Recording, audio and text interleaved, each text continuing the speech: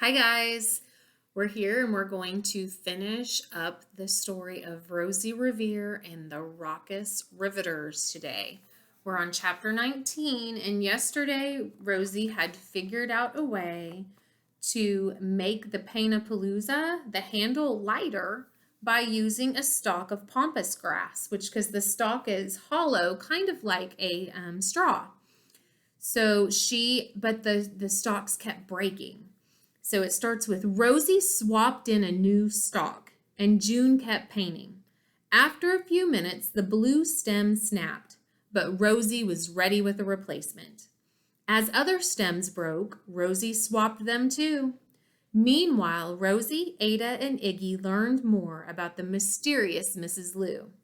Boss explained that Mrs. Lou was a riveter in the Jeep factory on the other side of the river from the airplane factory. I made this very Jeep, said Mrs. Lou. I learned a lot about machines during the war. It made me want to invent some, so I did. Haven't stopped since. Rosie was amazed. All this time she had lived next door to another engineer and didn't know it. Mrs. Lou seemed to read her mind. You didn't know because I rarely get out of the house except at night, she said. I have a skin condition that makes me allergic to sunlight. It's why I wear this crazy garb. Can't let the sun hit me. Is that why you keep your curtains shut? Asked Rosie. Yes, said Mrs. Lou, but your Aunt Rose lets me know when you've got a project, and I donate what I can to help. I'm glad you like the crates I leave at your house. You do that? Asked Rosie. Of course, said Mrs. Lou. Did you think it was the tooth fairy? More like the tool fairy, said Aunt Rose. Oh, that's a good one. Aunt Rose slapped her knee and laughed out loud. She laughed until she wheezed and her eyes filled with tears. Soon the whole group was laughing. No one laughed harder than Mrs. Lou. Rosie realized she had been very wrong about Mrs. Lou. She thought Mrs. Lou was mean and mysterious and did not like her. She should have given Mrs. Lou a chance. Mrs. Lou smiled at Rosie. You know, Rosie, she said, I could use your help with a doohickey I made to scrub the dishes. It's simply smashing. It sounds amazing, said Rosie. No, said Mrs. Lou, it is simply smashing all of my plates. And now I'm almost out of bowls. She laughed again, and Rosie laughed too. I'd love to help, said Rosie. It's good to have an engineer for a neighbor, said Mrs. Lou. Rosie smiled back. It is. Indeed. So there's Mrs. Lou and Rosie. Mrs. Lou, of course, has on all of her crazy garb, her big coat and hat to protect her from the sunlight. And they have the pampas stalks, those stalks of grass that Rosie's holding. Chapter 20. The parking lot was full of artists and their families. The McAllister sisters and Marion borrowed the librarian's microphone and sang to the crowd while the artists painted.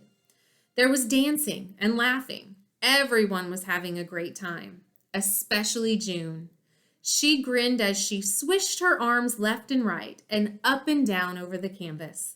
The Painapalooza was working like a charm. Then June reached up and out. Ouch! Ouch! She cried. Double ouch! Her face wrinkled up in pain. What's wrong? Asked Iggy. I have to stop, said June. My wrists hurt. Rosie helped June take off the gloves. She looked at them sadly. The Painapalooza had worked, but it still didn't help June. The whole adventure was a flop. Rosie frowned, but June grinned. Then June chuckled, and then she laughed out loud. Rosie was shocked. What's funny? She asked. You have to quit painting. Who's quitting? Said June. Maybe I can't paint, but you all can. But if we paint, then you can't win the contest, Rosie said. Oh, Rosie, June said softly, don't you see? I've already won. This is the most fun I've had in years. Rosie smiled. Iggy and Ada cheered. The Riveters cheered too. Come on, everyone, let's finish the painting together, June cried.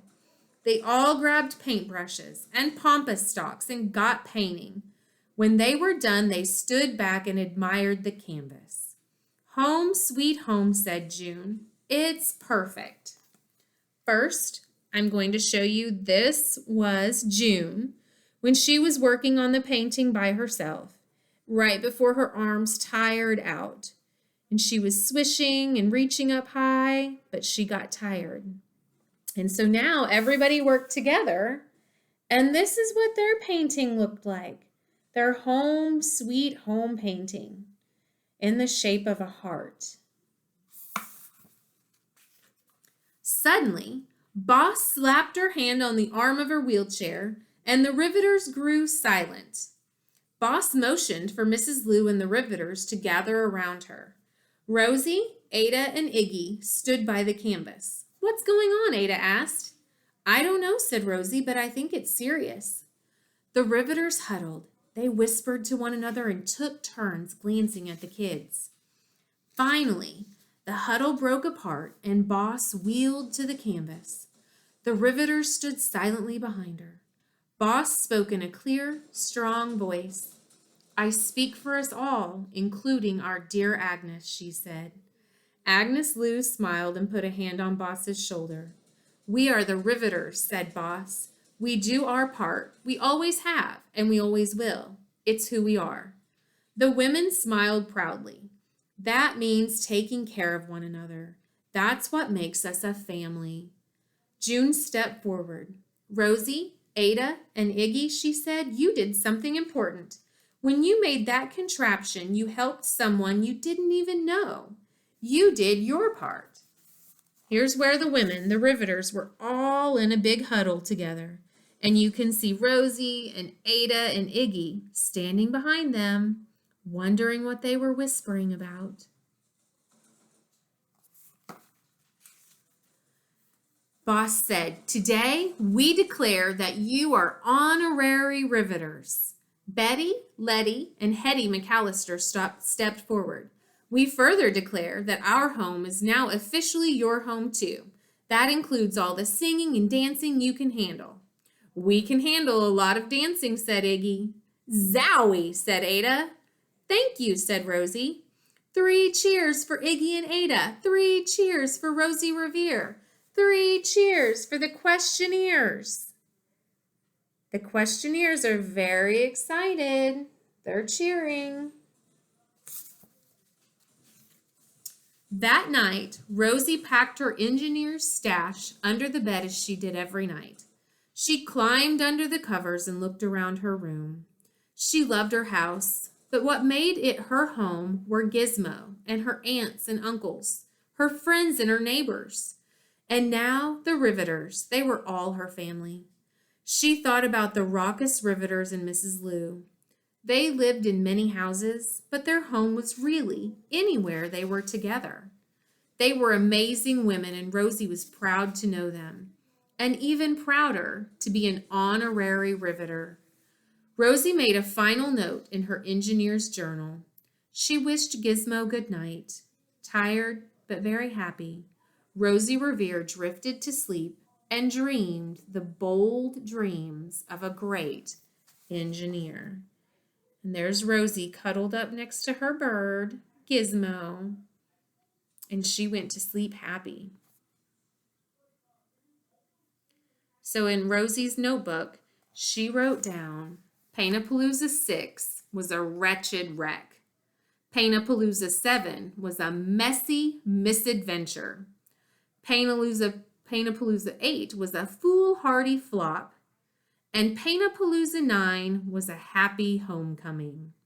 She had to work really hard, and she had lots of mistakes along the way, but she didn't give up and she kept working. And she discovered that her friends and her family were really where her home was. It didn't matter the house, it just mattered who she was with.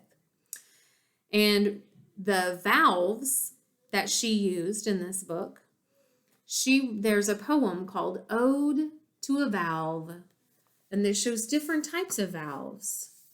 Toilet bowls use a valve for when the water flows down and then the water's got to stop so your bowl won't overflow. Your heart has valves because blood pumps in and then blood pumps out. And you don't want the blood to back up and go the wrong way. It goes through the heart. And tires. The tires have a valve too, because that's what they put air into the tire, but you don't want it to flow back outwards. So there's a little valve that stops the air from flowing back out. I'll read the poem. What is a valve? What does it do? It's simply a gate that lets fluids go through. A tube or a hose or a pipe or a vein, and keeps them from flowing backward again. There are valves in your toilet, valves in your heart, valves in your tires, and that's just a start. So pooh-pooh to those who say no need to gush. Instead say hooray the next time you flush. All right, guys. So there was a little note at the end of our story besides the poem. And the note talks about, we just talked about different valves too, but it also talks about if you think about balloons, when you blow up a balloon and you fill it up with air, you can't let go of the balloon. Your finger acts as a valve when you pinch the end so that the air cannot flow back outwards. Your finger acts like a gate. And that's in these type of balls, like the beach balls, when you put the plug in, because if you didn't put that plug in there, the water would fall, the air would flow back out. If you blow up a balloon and let go, the air will come out. If you blow up a beach ball and then let it go, the air inside will not come out. And the reason it doesn't come out is there's a tiny little flap of plastic inside the beach ball that blocks the hole and keeps the air contained. That mechanism is considered a simple valve. There are many kinds of valves, but they all do the same. They control the flow of liquid or gas through a tube or pipe. When you turn on your water faucet, a valve opens and lets the water flow through. Your stove and your grill where you cook, they have valves that control the release of gas to the burners. Even your toilet bowl has valves that let water fill the tank so you can flush when you need to. Are there valves in your bike, on your car, a trumpet? What about in your body? And we just looked at a picture, didn't we? The answer is yes. Your body has 50 valves that keep fluids flowing in the right direction. Some valves in your body are rings of muscles. They contract. Contract means they tighten up and they get smaller. Others are flaps of tissue that block blood from flowing backwards into your heart. Be glad that you have valves. So that's pretty cool. That was an interesting story. I hope you all enjoyed hearing the story of Rosie Revere and the Raucous Riveters. We'll have to pick out a new book to read. Bye, guys.